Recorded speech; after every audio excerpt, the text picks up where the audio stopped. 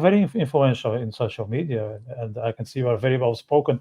I wouldn't be surprised to see you in politics in the future. Who knows? Because you have the core, you have the spine, you have the ability to use words in a, I would say, in a very effective way. Um, how can you be this huge in social media? Because like social media, it's a very tough place in terms of competitors. We all know that Yeah. with the moment you are uploading a video, I don't know, millions are, and it's very difficult to add something new or to bring your own mark or to build a brand because there are so many individuals out there trying to do the same, and you succeed. So, can you tell us a bit more about your recipe to do that well?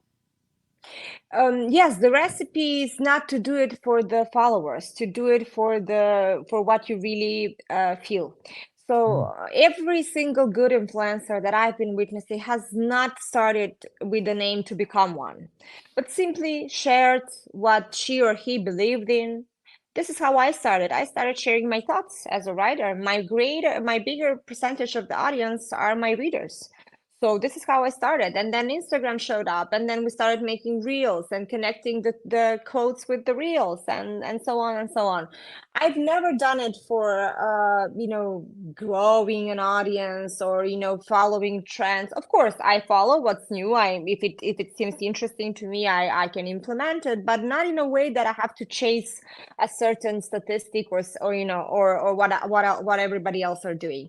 So when you have a voice and when you're authentic, you just follow that road, and your audience will come eventually, maybe slower.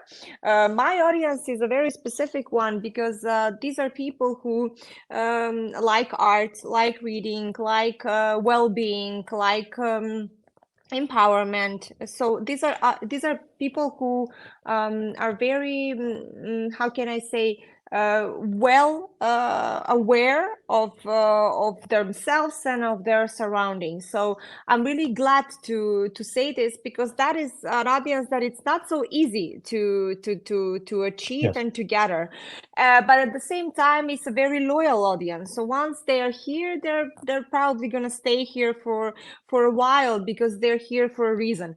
And I'm glad that I don't really have a lot of passive audience that's just there for Yeah. watching the next thing that I'll do, but their audience that's very interactive, very present, very stimulating.